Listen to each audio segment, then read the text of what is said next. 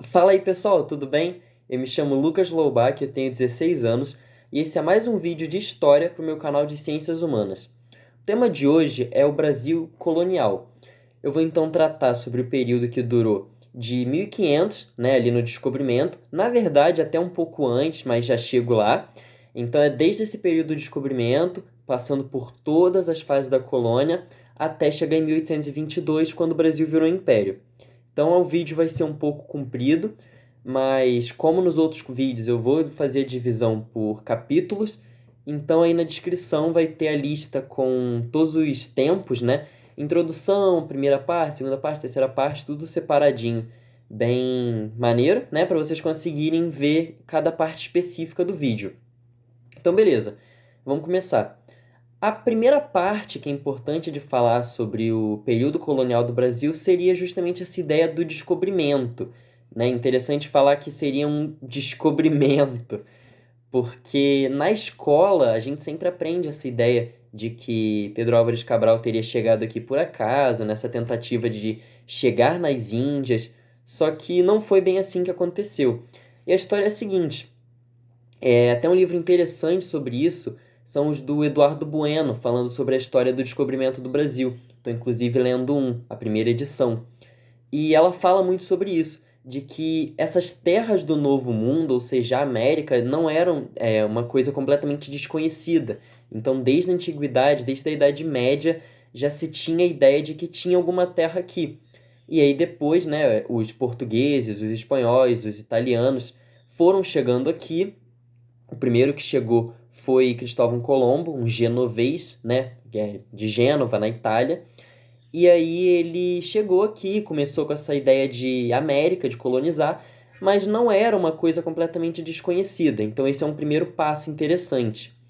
E aí beleza, ele chegou aqui em 1492 e em 1493, vale a pena ressaltar, né, não falei. O Cristóvão Colombo, ele é genovês, mas ele trabalhava, ele servia para a coroa espanhola. Então quem chegou aqui na América primeiro foram os espanhóis. E aí, beleza. Chegaram em 1492. Em 1493, fizeram o primeiro tratado para conseguir dividir a América entre Portugal e a Espanha.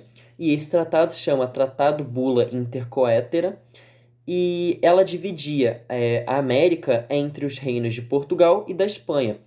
O conceito da divisão era o seguinte: você pega Cabo Verde, que fica na África, na costa da África, na costa oeste, e você conta 370 léguas. E aí tudo que fica a oeste, ou seja, para a esquerda, é espanhol, e tudo que fica a leste, né, para a direita, é português. Só que esse tratado, ele dividia de uma forma muito ruim, porque um mosquito passando aqui, esse tratado ele era muito ruim, porque a terra ela era muito pequena para Portugal. E aí eles exigiram uma nova mudança, uma nova estrutura, e essa estrutura seria o Tratado de Tordesilhas, assinado na cidade de Tordesilhas, na Espanha, no ano de 1494.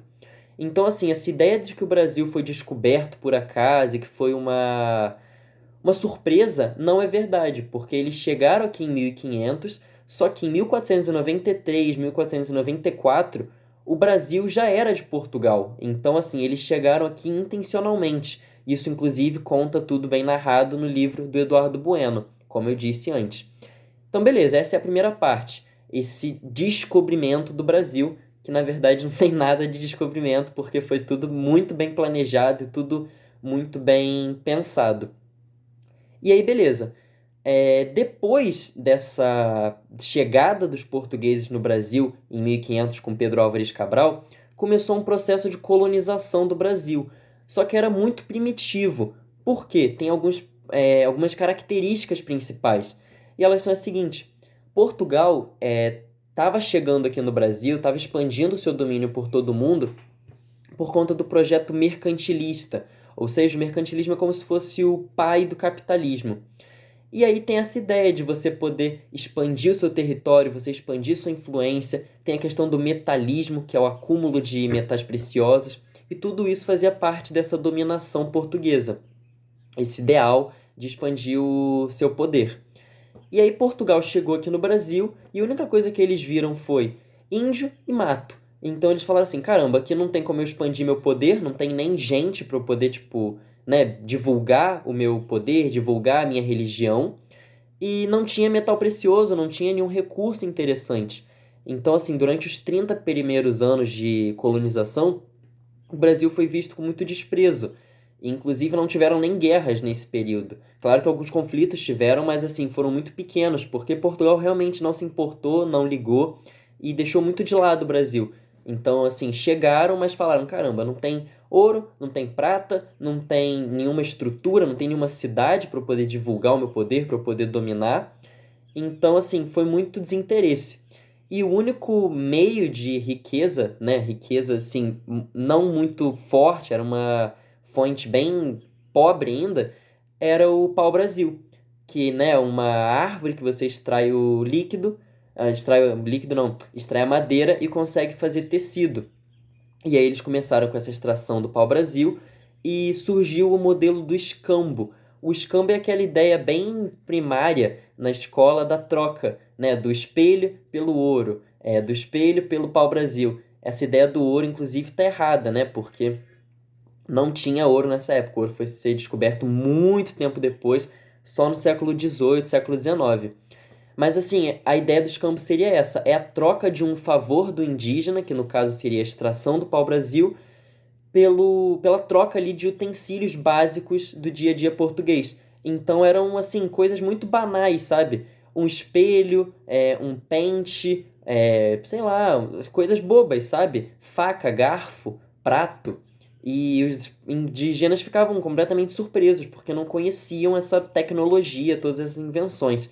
Então essa foi a primeira forma assim de domínio, né, do português, que seria essa colonização bem primária, que se chama até período pré-colonial, e a forma de comércio não, né, a forma de troca é o escambo.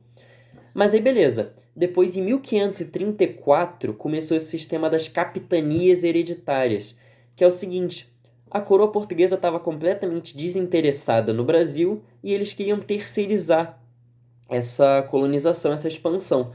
E eles falaram assim, pô, então, já que a gente não vai ficar lá diretamente, vamos criar algumas divisões, vamos criar alguns, como se fossem estados, né, que no caso são as capitanias hereditárias, e a gente distribui entre a mão de diversos nobres. E aí os nobres começaram a vir para o Brasil, ou assim, às vezes nem vinham para o Brasil, isso inclusive é o motivo do fim das capitanias hereditárias, mas, né, de forma geral, eles deveriam vir para o Brasil para poder começar a expandir o poder, começar a explorar a terra, começar a firmar as primeiras vilas, as primeiras cidades e começar a expandir o domínio português aqui na América. As principais capitanias hereditárias eram a de São Vicente, que é uma capitania que fica aqui na região mais sul, sudeste do Brasil, e as capitanias do Nordeste. Lá era uma região que tinha muito pau-brasil, então nesse período de escambo, as capitanias hereditárias nordestinas eram muito influentes, eram muito ricas.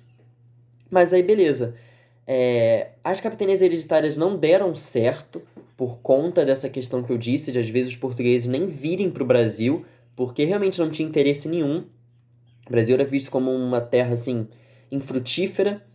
E então, em 1549, começou a ideia do governo geral. O governo geral, né? Geral não.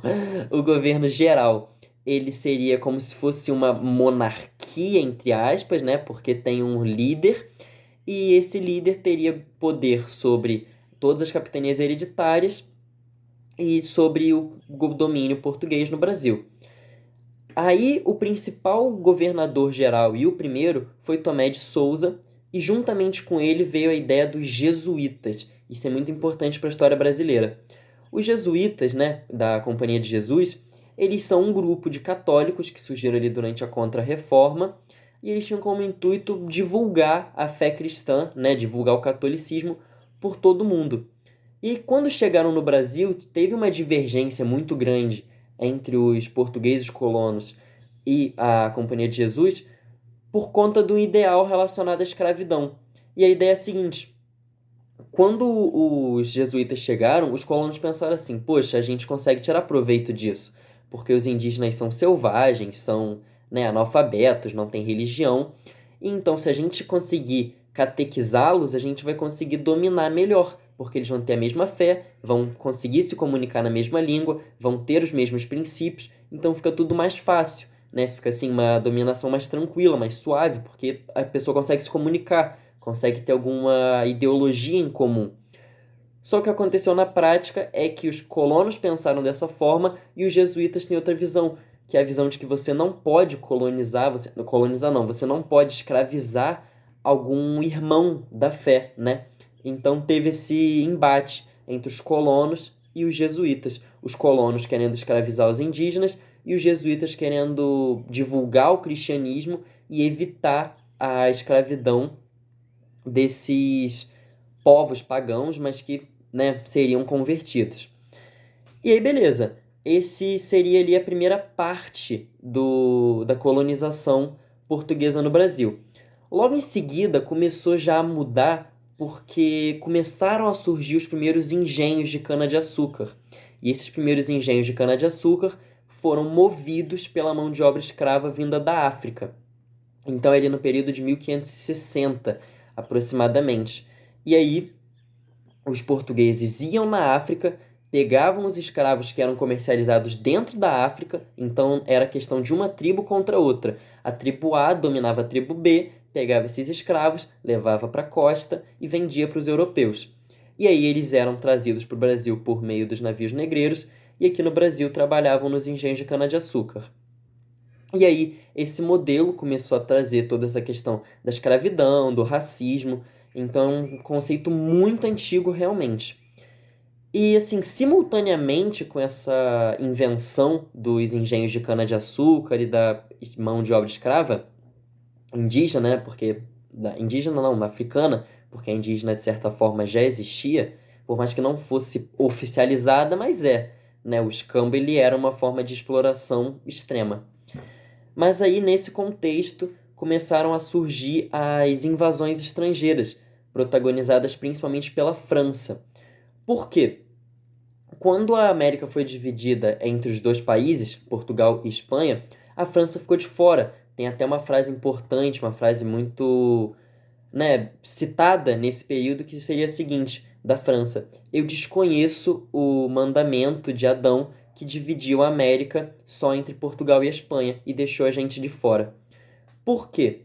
Portugal e Espanha dividiram a América, os outros países não tiveram poder nenhum aqui na América, né? Futuramente só a Inglaterra, lá no norte, mas de fato não tem nenhum outro país aqui na América, né, que fale francês, que fale holandês, que fale alemão, que fale italiano, que fale russo. É só Portugal e Espanha que dominaram, de fato.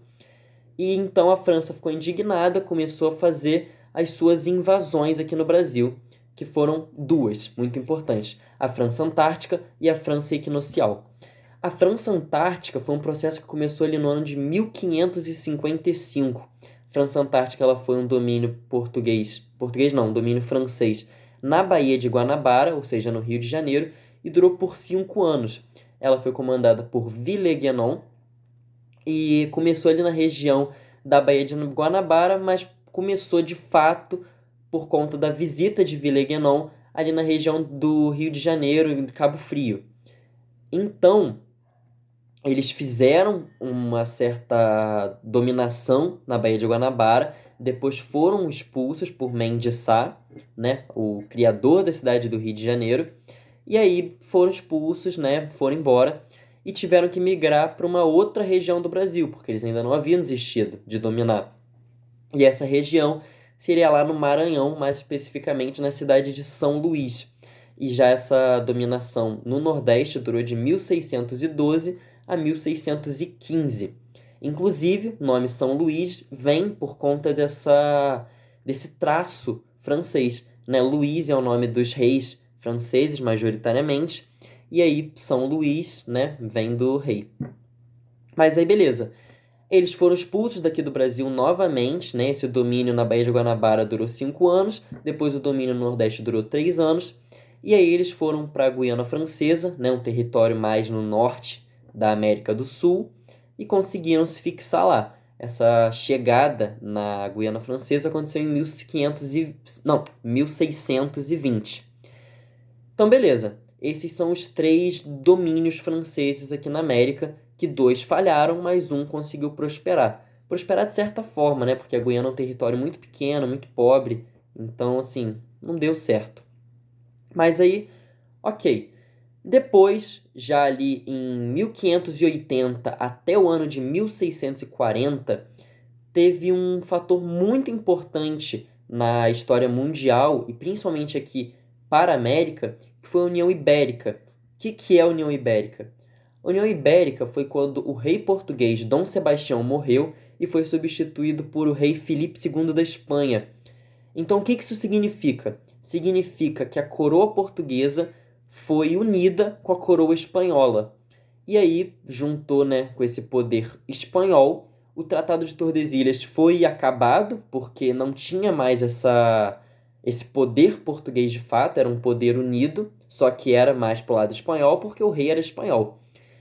E aí, com isso, enfraqueceu muito esse poder português no Brasil, já que o Brasil já não era mais um território português de fato, e sim da União Ibérica, só que indiretamente espanhol.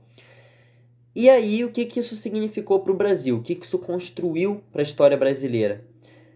O que significou foi o seguinte: com a ideia dos engenhos de açúcar, o principal patrocinador era a Holanda, que é historicamente um país muito rico. Então, eles influenciaram muito, tanto nas máquinas, tanto na compra da cana-de-açúcar, tanto na venda da cana-de-açúcar. Então, eles foram muito importantes nesse processo. Só que vale a pena ressaltar que Portugal e Holanda são aliados, mas a Espanha e a Holanda não são aliados. A Holanda era um território espanhol e ali nesse mesmo período conseguiu a sua independência e com isso começou uma rivalidade entre a Holanda e a Espanha. E aí, quando Portugal virou um território espanhol, a Holanda já não conseguiria mais comercializar com tanta facilidade por conta dessa rivalidade. E aí os holandeses pensaram no seguinte: poxa, se a gente não consegue comercializar com Portugal, a gente vai ter que pegar o Brasil pra gente, porque o que não pode acontecer é perder o lucro, né? A lógica do capitalismo é essa, e isso que aconteceu nesse período. Então, Holanda tentou invadir o Brasil 2 vezes. Uma delas foi em Salvador e a outra foi em Pernambuco. A primeira, em Salvador, aconteceu de uma forma mais rude, uma forma mais violenta. Eles chegaram e simplesmente falaram assim: ah, agora isso aqui é nosso e acabou. E chegaram com armas, chegaram com violência e conseguiram se fixar só por 1 ano. Depois foram expulsos pelos portugueses e pelos nativos. Então não deu certo.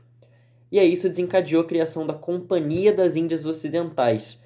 Companhia das Índias Ocidentais é como se fosse uma instituição, um grupo, para promover esse expansionismo holandês.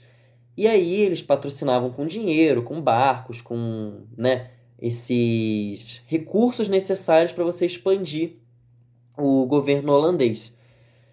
E nesse cenário, a Holanda conseguiu dominar o Brasil de fato, chegando por Pernambuco e se fixaram por vários anos.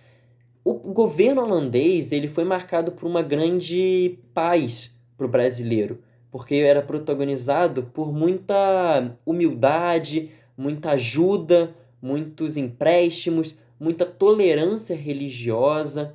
Então, assim, foi um governo muito tranquilo para o brasileiro, sabe? Então, assim, tem muita influência holandesa no Nordeste, principalmente por conta disso. Não foi uma ditadura ou assim uma exploração de fato. Lógico que a escravidão não foi abolida, continuou tendo racismo, continuou tendo intolerância religiosa, só que era muito mais fraco do que quando acontecia por meio dos portugueses. E o principal dominador desse período foi o Conde Maurício de Nassau, que é muito famoso por conta de todas esses atos de ajuda mais social, né? Ele levou zoológicos, museus, infraestrutura e educação, saúde, todos esses aspectos essenciais, ele levou para o Nordeste. Só que toda essa ajuda, principalmente a financeira, né? O dinheiro é o mais importante. E aí toda essa ajuda econômica desencadeou uma angústia da Companhia das Índias Ocidentais com o Conde Maurício de Nassau. E aí ele foi deposto, ele foi levado de volta para a Holanda, E aí substituíram ele, só que esses outros que substituíram não deram certo, eles não eram amigos, sabe, do povo, não tinha questão de empréstimo, não tinha questão dessa ajuda realmente para a cidade. E aí aconteceu a famosa Insurreição Pernambucana, ou também Guerra da Luz Divina. E essa Guerra da Luz Divina seria a junção dos portugueses com os brasileiros, com os escravos, com os indígenas, buscando libertar-se dessa opressão holandesa, que inicialmente era bacana, né, por conta do Maurício de Nassau, e aí depois virou um mandato muito ruim, muito opressor, e já não dava mais certo. Então era mais interessante voltar a ser os portugueses do que ficar com os holandeses. E aí coincidiu que na mesma época a União Ibérica acabou, né, ali mais ou menos em 1640, e aí a insurreição pernambucana deu certo e os portugueses conseguiram recuperar o Brasil novamente, o Nordeste, né? Só que no Brasil tudo dá errado, a gente sempre vai sair no prejuízo, e uma das consequências foi o Tratado de Haia. O Tratado de Haia, ele diz o seguinte, que o Brasil teria que indenizar, Brasil não, né, no caso os portugueses teriam que indenizar a Holanda por conta dessa expulsão. Então os holandeses ganharam dinheiro de Portugal e os portugueses tiveram que, além de dar alguns territórios para a Holanda, como o território de Sri Lanka, o principal é que Portugal teve que permitir a expansão do comércio de cana-de-açúcar e da plantação de cana-de-açúcar pela Holanda nas Antilhas, ou seja, no Caribe. E aí ferrou tudo, porque Portugal perdeu o monopólio e nessa Portugal assim enfraqueceu muito, sabe? Porque já não tinham mais essa influência total, não tinham o monopólio da cana-de-açúcar. E aí, perdendo o monopólio, perderam a influência. E aí essa questão desencadeou um tratado muito importante para a história brasileira, que assim vai trazer consequências desde do período colonial até a República praticamente, que é o Tratado de Methuen, o Tratado de Panos e Vinhos. O Tratado de Panos e Vinhos ele se baseia no quê? Na troca de pano, ou seja, de tecido vindo da Inglaterra, e o vinho português. Então, Portugal e Inglaterra deveriam trocar esses recursos entre eles. Vale a pena ressaltar que nessa época seria o princípio da Revolução Industrial na Inglaterra, porque o tratado foi assinado em 1703 e a Revolução Inglesa não, Revolução Industrial foi em 1750. Então, por mais que tenha essa separação de 50 anos, antes da Revolução Industrial, de fato, tinha começado toda essa ideia de lei de cercamento, ato de navegação. Então, foi o período que a Inglaterra estava se fortificando, estava crescendo. E aí Portugal pegou justamente nessa época para fazer o tratado e deu errado novamente, porque Portugal ficou desfavorecido. Portugal tinha que vender o vinho português muito barato e tinha que comprar a manufatura inglesa e assim não conseguiu de fato aplicar. Então isso enfraqueceu muito a coroa portuguesa novamente. E aí beleza, o Tratado de Methuen ele foi assinado, Portugal se enfraqueceu, só que um fato agora, né, o lado positivo da história.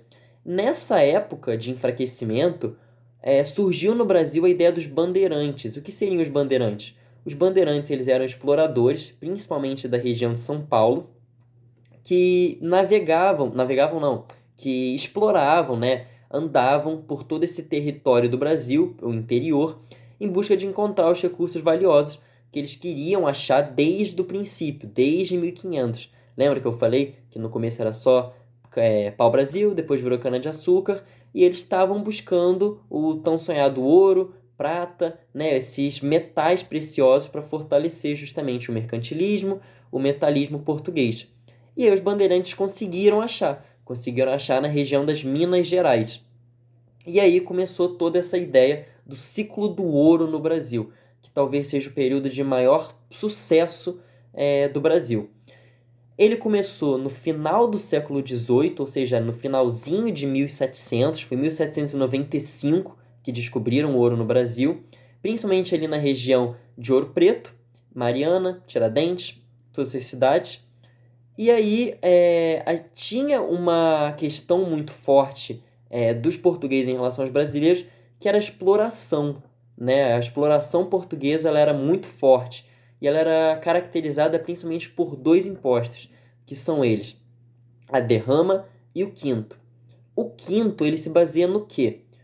Todo o ouro encontrado em território brasileiro, né, então principalmente ali na região das Minas Gerais, a quinta parte dele, né, 20% desse ouro, deveria ser entregue para Portugal. Então isso assim causava muita indignação dos brasileiros com Portugal, porque eles achavam o ouro, então assim tinha questão muito forte da escravidão, então eles pagavam escravo, eles mesmos iam lá procurar e, sabe, um quinto dessa busca toda, de todo esse esforço tinha que ser dado para Portugal, que não fez nada, não ajudou em nada. Então causou indignação. E a derrama, ela é a taxação desse ouro. Se você não pagasse o quinto, eles levavam sua casa, levavam seus escravos, levavam seus bens. Então, assim, era muito complicado, era um cenário muito ruim. E aí coincidiu que nessa época, né, era a Revolução Francesa, ideal iluminista, ideal positivista, e o que aconteceu foi a Inconfidência Mineira. A Inconfidência Mineira se baseia na tentativa de você criar um Estado nacional para Minas Gerais e de você conseguir se libertar da coroa portuguesa, que tinha toda essa questão dos impostos. Então, a Inconfidência Mineira foi a primeira tentativa de libertação por parte dos brasileiros do domínio português. Ela não deu certo por conta da traição dos próprios membros desse movimento, porque a coroa portuguesa começou a notar essa movimentação estranha, essa movimentação de rebelião e, assim, tentaram combater. E a forma que eles acharam foi o suborno. Então eles chegavam nesses líderes e falavam o seguinte: ah, se você ajudar a gente a entender quem é que está armando isso, onde vão fazer, como vão fazer, quando, né? Se você ajudar com a informação, se você for o traíra, o X9, a gente vai te libertar, a gente não vai te punir, e inclusive, né, receberiam ajudas financeiras. Então muita gente traiu o movimento, traiu a causa, e a Inconfidência Mineira deu errado e não conseguiu fazer essa libertação do povo mineiro que estava sendo explorado pelos portugueses. E aí, beleza, o último passo do Brasil colonial seria já essa transição de colônia para império, que foi o seguinte: a Europa nessa época, como eu disse, por conta da Revolução Francesa, foi sucedida pelas guerras napoleônicas, porque quando a Revolução Francesa acabou, quem entrou no poder foi Napoleão Bonaparte. E aí Napoleão Bonaparte, por conta do bloqueio continental, que seria essa ideia de você, assim, proibir o comércio de outros países com a Inglaterra e, assim, entre eles, né, você só poderia comercializar com a França. Portugal quebrou o bloqueio continental, Portugal comercializou com a Inglaterra, e aí a França caiu matando em Portugal e invadiu Portugal. A coroa portuguesa não queria que eles fossem mortos, que a nobreza, né, sofresse as consequências, e tiveram que fugir para o Brasil, que era só uma colônia até então. Então, em 1808, eles vieram para o Brasil juntamente com a ajuda inglesa. Então, novamente, fortaleceu essa ideia do vínculo de Portugal com a Inglaterra, com a dependência de Portugal com a Inglaterra. Portugal criou mais uma série de impostos que vinham desde lá do Tratado de Panos e Vinhos, há muito tempo atrás, há mais de 100 anos atrás disso. Né? O Tratado de Panos e Vinhos é de 1703 e a vinda da coroa portuguesa para o Brasil foi em 1808. Então são mais de 100 anos e assim, continuou com toda essa estrutura da dependência. E Portugal, quando veio para o Brasil, ficou aqui por alguns anos, começou um processo de industrialização, de urbanização, e aí só depois, ali em 1822, o Brasil virou um império com a independência do Brasil. Só que esse assunto para o próximo vídeo. Então, pessoal, o vídeo foi esse. Eu falei assim sobre os principais tópicos do Brasil colonial, de todo esse período que engloba desde 1500 até 1822. E espero que vocês tenham gostado, espero que esse vídeo tenha sido útil. Como eu disse, está tudo dividido em capítulos, então você pode voltar e conferir alguma parte específica, pode pesquisar aí pelo vídeo alguma informação específica que você queira, né, de forma mais fácil.